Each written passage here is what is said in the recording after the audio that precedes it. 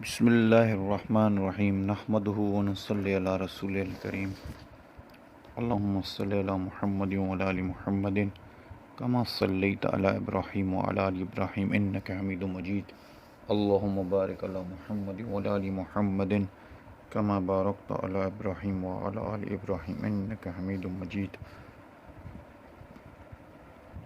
رب اشرح لی صدری ویسر لی امری واحلل عقدۃ من لسانی یفقہوا قولی۔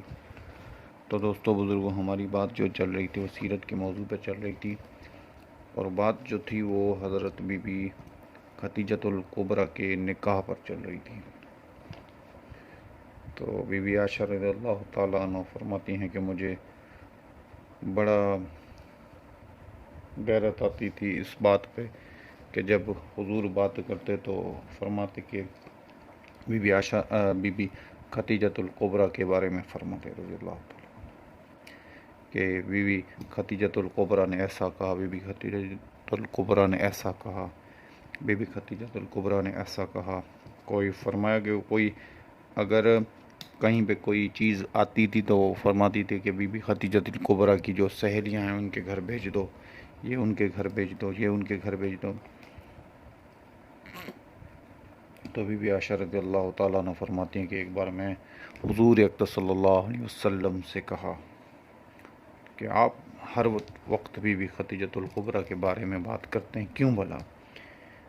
تو حضور اقدس صلی اللہ علیہ وسلم کو غصہ آ گیا اور آپ ناراض ہو گئے۔ تو پھر آپ نے فرمایا کہ مجھ پر جو سب سے زیادہ احسان ہے وہ بی بی خدیجۃ الکبریٰ کے ہیں، کیونکہ باقیوں نے تو مجھے تب اپنایا جب میرے پاس نبوت تھی، مال تھا۔ یہ بی بی خدیجۃ الکبریٰ نے تو اس ٹائم پہ مجھے اپنایا جب میرے پاس کچھ نہ تھا، اور سب سے پہلے ایمان لانے والی عورتوں میں وہ بی بی خدیجۃ الکبریٰ تھی، اور سارا اپنا مال حضور اقدس صلی اللہ علیہ وسلم کے اوپر خرچ کر دیا، سارا مال خرچ کر دیا، سارا مال خرچ کر دیا۔ اور فرمایا کہ جو آپ کا نکاح جو پڑھایا تھا، خطبہ جو دیا تھا، وہ حضرت طالب نے دیا تھا، ابو طالب نے دیا تھا، اور آپ کو جو دوسرا نکاح تھا، جو دوسرا خطبہ پڑھتے ہیں، وہ ورقہ بن نوفل نے پڑھا تھا۔ اور پھر فرمایا اس نکاح میں جو شاہد تھے، گواہ تھے، حضرت ابو بکر صدیق تھے، حضرت حمزہ تھے، اسود بن اوابی تھے۔ تو یہ سارے آپ کے گواہ تھے۔ اور ایک بات بڑی مشہور کی گئی ہے کہ نبی اکرم صلی اللہ علیہ وسلم کے 11 نکاح تھے، اور جب آپ کا وصال ہوا تو آپ کی 9 بیویاں اس وقت حیات تھی، 9 بیویاں جب وصال ہوا تب۔ تو یہ بات بڑی مشہور کر دی ہے اہل اسلام کے دشمنوں نے کہ حضور اقدس صلی اللہ علیہ وسلم کو یہودیت نے اور عیسائیت نے، کہ حضور اقدس صلی اللہ علیہ وسلم کو نعوذ باللہ شادیوں کا شوق تھا، شادیوں کا شوق تھا، اس لیے آپ علیہ الصلوۃ والسلام نے زیادہ سے زیادہ شادی کی۔ تو میرے بھائیو، یہ بات سمجھنے کی ہے کہ نبی اکرم صلی اللہ علیہ وسلم کا کوئی عمل اللہ کے حکم کے بغیر نہیں ہوا۔ جو عمل ہوا یا تو رسموں کو توڑنے کے لیے ہوا، پر اللہ کے حکم کے بغیر نہیں ہوا۔ جیسے کہ بی بی زینب رضی اللہ تعالیٰ عنہ سے جب آپ نے شادی کی تو وہ قرآن کی آیت ہے، اور اللہ نے عرشوں پہ ان کا نکاح کیا۔ یہ کیا تھا کہ ایک غلام تھا زید بن حارثہ، تو یہ بی بی خدیجۃ الکبریٰ نے لیا تھا غلام۔ یہ تو بی بی خدیجۃ الکبریٰ نے نکاح کے ٹائم پہ حضور اقدس صلی اللہ علیہ وسلم کو ہدیہ دیا۔ تو اس کے جو ماں باپ تھے وہ چلتے ڈھونڈتے، کیونکہ یہ ایک آزاد آدمی تھا، آزاد لڑکا تھا، تو وہاں سے چلا سفر میں کہیں کسی قبیلے والوں نے اس کو پکڑ کے اور بیچ دیا۔ بی بی خدیجۃ الکبریٰ نے اس کو لے لیا آپ علیہ الصلوۃ والسلام کو، پھر انہوں نے ہدیہ کیا۔ تو جب ہدیہ کیا تو کچھ مہینوں کے بعد یا کچھ سالوں کے بعد ان کے جو خاندان والے تھے، ان کے چاچا تھے، ان کے باپ تھے اور ان کے تایا تھے، جو بھی تھے وہ آ گئے حضور اقدس صلی اللہ علیہ وسلم، انہوں نے پہچان لیا اپنے بچے کو، اور کسی نے ان کو بتایا بھی تھا کہ آپ کا بچہ جو ہے وہ مکے میں ہے، تو وہ خود آئے۔ اور بچے کو دیکھا اور پہچانا، بچے نے بھی اپنے ماں باپ کو پہچانا۔ تو حارث نے کہا کہ چلو ہم حضور اکرم صلی اللہ علیہ وسلم کے پاس چلے، جو تمہارے مالک ہیں اس کے پاس چلتے ہیں۔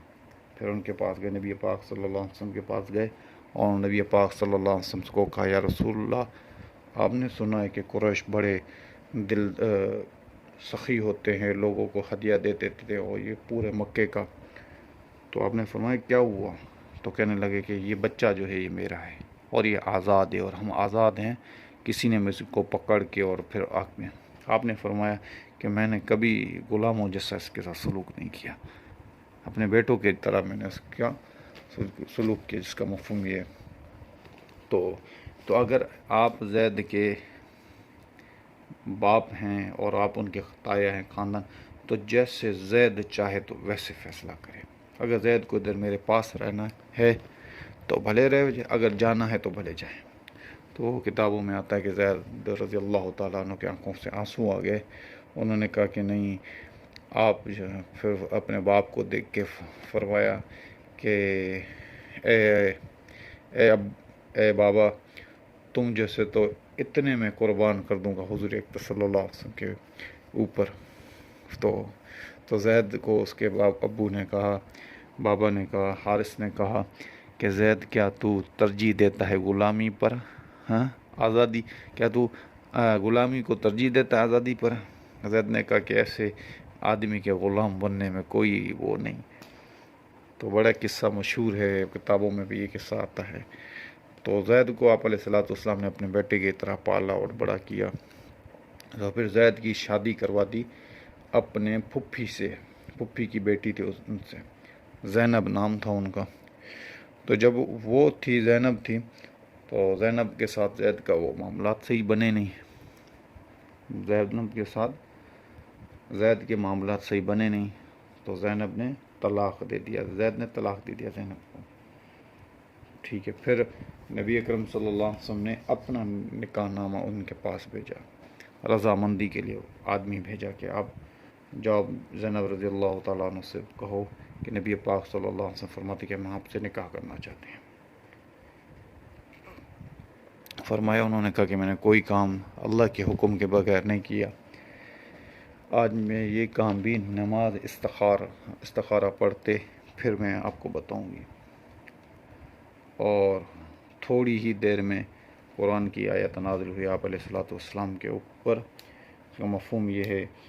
تو آپ علیہ الصلوۃ والسلام فوراً آئے اور ان کے گھر میں داخل ہو گئے، زینب رضی اللہ تعالیٰ عنہ کے گھر پہ۔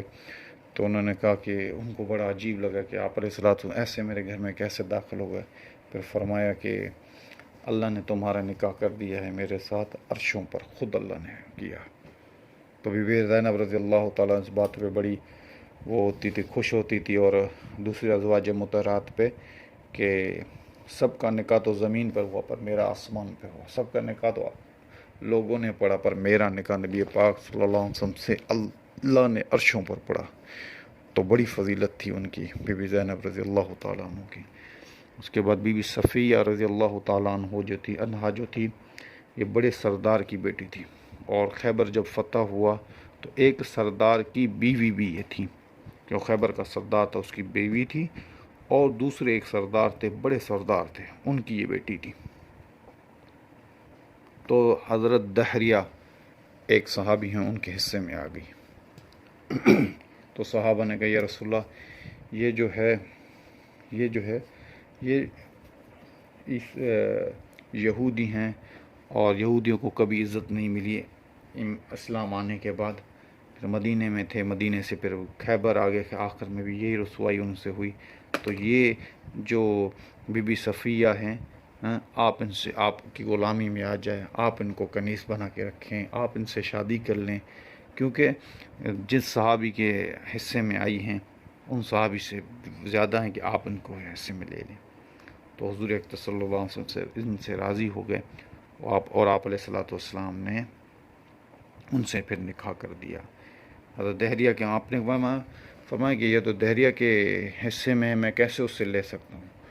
تو صحابہ، پھر حضرت دحریہ کو کہا گیا، تو دریا نے کہا میں نے تو دیکھا ہی نہیں ہے بی بی صفیہ کون سی ہے، کون سی مجھے حصوں میں ہے، پر میں نے تو دیکھی بھی نہیں۔ تو پھر آپ علیہ الصلوۃ والسلام نے ان سے نکاح کیا اور فرمایا کہ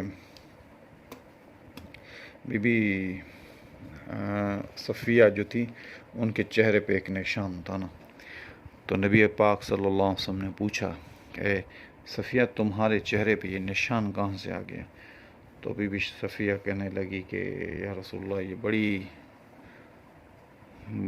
بڑی ایک عجیب سی بات ہے، پر میں آپ کو بتاتی ہوں۔ انہوں نے کہا ہاں بتاؤ۔ تو انہوں نے کہا کہ میں نے ایک خواب دیکھا، خواب میں نے دیکھا کہ ایک چاند جو آسمانوں سے اتر کے آ کے میرے سائیڈ پہ آ کے میرے ساتھ لیٹ گیا ہے میرے بسترے پر۔ تو یہ خواب جب میں نے اپنے شوہر کو بتایا تو اس شوہر نے مجھے زور سے ایک چیز کوئی ماری جس سے مجھے یہ نشان آ گیا، اور وہ مجھے کہنے لگا کیا تو خواب دیکھ رہی ہے کہ نبی اکرم صلی اللہ علیہ وسلم تمہارے شوہر بنیں گے؟ تو یہ خواب دیکھ رہی ہے؟ پھر فرمایا، پھر اس کے بعد سیدنا حفصہ رضی اللہ تعالیٰ عنہ سے، پھر سیدنا میمونہ رضی اللہ تعالیٰ عنہ سے، اور میمونہ رضی اللہ تعالیٰ عنہ کی بھی بڑی عجیب ایک اللہ کے بڑی عجیب ایک داستان ہے۔ فرمایا مکے سے جب ہم مدینہ کی طرف جاتے ہیں نا، تو نویہ جو ایک علاقہ کے قریب ایک مزار بنی ہوئی ہے، اور یہ وادی صرف ہے،